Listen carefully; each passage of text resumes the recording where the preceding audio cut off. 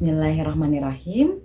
Assalamualaikum warahmatullahi wabarakatuh. Hai anak-anakku yang saleh dan soleha, apa kabar semuanya? Oke, semoga kalian semua baik-baik saja ya. Setelah liburan, kali ini kembali lagi bersama Ustazah Adelia dalam pembelajaran tematik. Nah, Ustazah harapkan materi yang sudah Ustazah sampaikan sebelumnya kalian tidak lupa ya, karena sudah kelamaan libur. Nah, hari ini kita akan belajar tematik dengan buku yang baru. Kita ganti buku ya. Hari ini kita belajar tematik tema 1D. Keluargaku. Oke, nah kalian persiapkan dulu buku paketnya.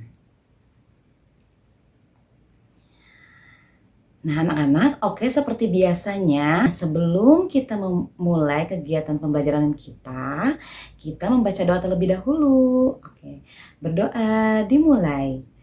Rabbi zidni ilman warzuqni fahman. Amin. Oke. Kali ini kita akan belajar subtema 1 tentang anggota keluarga. Nah, seperti yang anak-anak lihat pada gambar pada halaman 2, ada terdapat keluarga Nina sedang sarapan ya nak ya. Ustazah akan menjelaskan tentang keluarga inti. Nah, keluarga inti itu anak-anak terdiri dari orang tua dan anak. Sudah, cukup itu saja, cukup orang tua dan anak. Orang tua itu siapa? Orang tua itu ayah dan ibu. Nah, lalu bagaimana jika ada kakek, nenek, paman, atau bibi? Nah, jika ada kakek, paman, atau bibi, atau sepupu kita, nah itu disebut dengan keluarga besar. Nah, insya Allah nanti akan dibahas pada subtema 3 ya nak ya. Di subtema 1 kita akan mempelajari keluarga inti terlebih dahulu. Jadi walaupun ada sebuah keluarga, misalnya ada keluarga Pak Fauzan dan Ibu Rosiah. Pak Fauzan dan Ibu Rosiah punya 7 anak. Walaupun banyak, itu bukan disebut keluarga besar ya nak ya. Ini disebutnya tetap keluarga inti. Nah begitu. Jadi keluarga besar itu kalau mencakup kakek, nenek, paman, bibi, sepupu, nah itu baru keluarga besar begitu. Nah sekarang kalian bisa lihat buku paket halaman 3. Nah di halaman 3 Nina sedang menceritakan anggota keluarganya kepada teman-temannya. Atau memperkenalkan ya nak ya sebetulnya ya. Nah Ustazah bacakan ya. Selamat pagi teman-teman, perkenalkan nama aku Nina. Aku tinggal bersama ayah, ibu, dan adikku. Nama ayahku Budi. Nama ibuku Mita. Nama adikku Adi. Nah, itulah contoh memperkenalkan anggota keluarga kepada teman-teman. Nah, pada saat nanti kalian masuk, insya Allah ya nak ya, berdoa saja supaya kita cepat-cepat masuk. Nanti kalian harus mencontohkan ya perkenalan keluarga seperti yang Nina lakukan. Oke, satu lagi Ustazah yang contohkan. Hai teman-teman, perkenalkan nama aku Adelia Asturleoni. Aku tinggal bersama ayah, ibu, dan adikku. Nama ayahku Nur Muhammad, nama ibuku Sulasi, nama adikku Naura.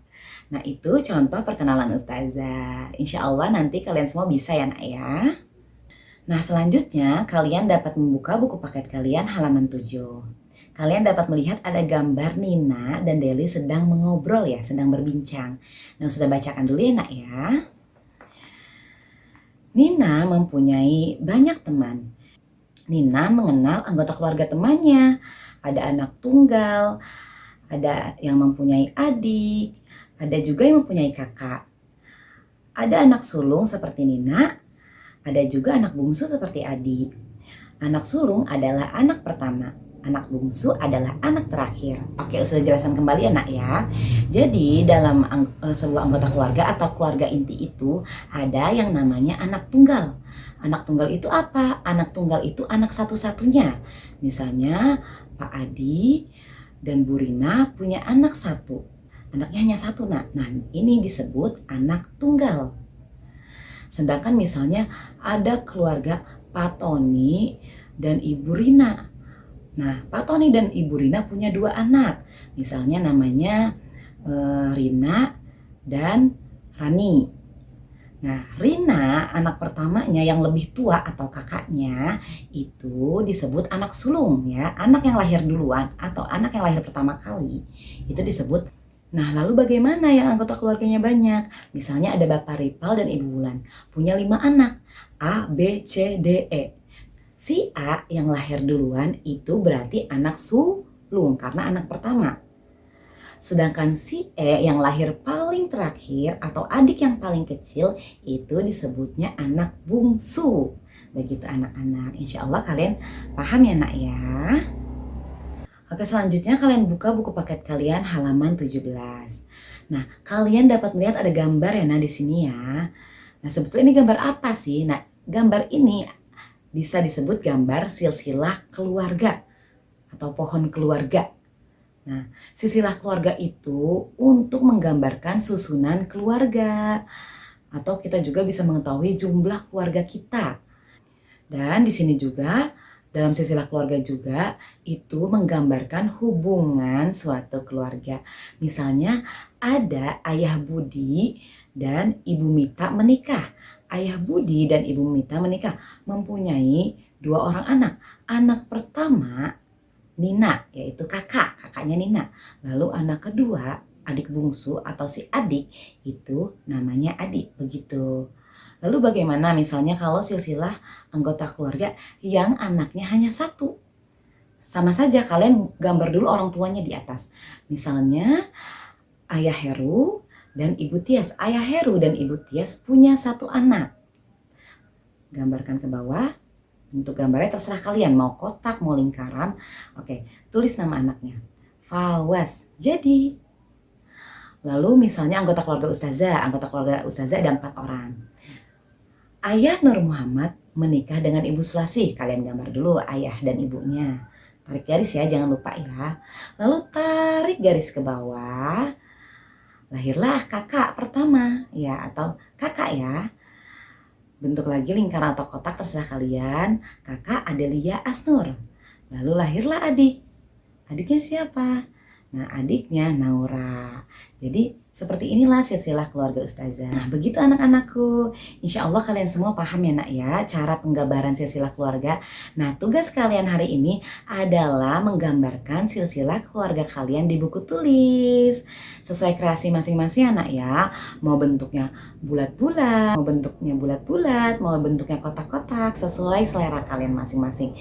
Kalian sukanya seperti apa? Oke, selanjutnya. Nah, selanjutnya kita masuk ke pelajaran PPKN. Ustazah akan mengingatkan kembali di subtema di tema sebelumnya kita sudah banyak sekali mempelajari tentang Pancasila. Nah, insya Allah kali ini kalian sudah hafal ya. Kita baca bersama-sama dulu Pancasilanya. Pancasila. 1. Ketuhanan yang Maha Esa. 2. Kemanusiaan yang adil dan beradab. 3. Persatuan Indonesia. 4. Kerakyatan yang dipimpin oleh hikmat kebijaksanaan dalam permusyawaratan perwakilan.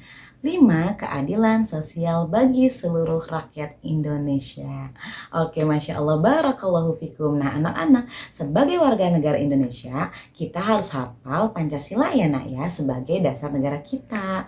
Nah, selain hafal, kita juga harus mengamalkan Pancasilanya. Nah, sekarang kita bahas dulu Pancasila ke-1. Yang tadi bunyinya apa? 1. Ketuhanan yang Maha Esa. Bagaimana cara mengamalkannya?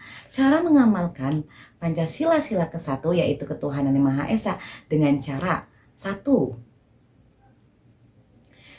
Berdoa sebelum dan sesudah melakukan kegiatan. Jadi misalnya mau makan, sebelum makan berdoa. Sesudah makan pun berdoa. Belajar, sebelum belajar berdoa. Sesudah belajar berdoa. Mau keluar rumah, berdoa. Mau keluar kamar mandi, berdoa. Mau memakai baju, berdoa. Pokoknya segala aktivitas yang kita lakukan jangan lupa untuk berdoa. Nah, lalu selanjutnya beribadah, sholat, puasa, sedekah. Kalian jangan lupa sholat 5 waktunya. Jangan lupa sedekahnya. Lihat kotak amal di masjid. kalian masukin uang berapapun, itu kalian sudah termasuk sedekah. Walaupun 1.000, walaupun gope, nah itu kalian sedekah. Puasa, apalagi kalau puasanya puasa sunnah, Masya Allah, luar biasa sekali.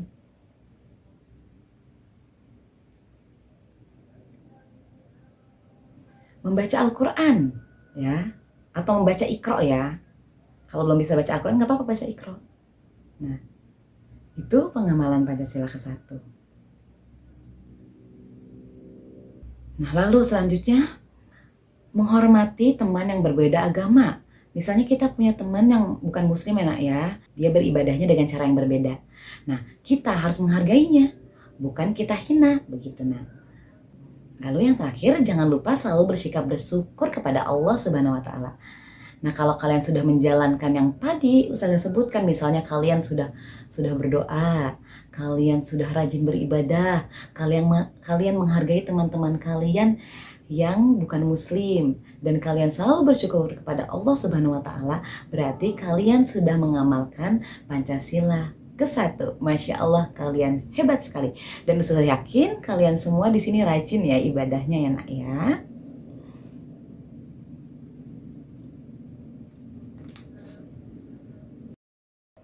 Oke, baiklah, sampai di sini pelajaran kita hari ini. Apabila ada yang ingin ditanyakan, silahkan wapri Ustazah.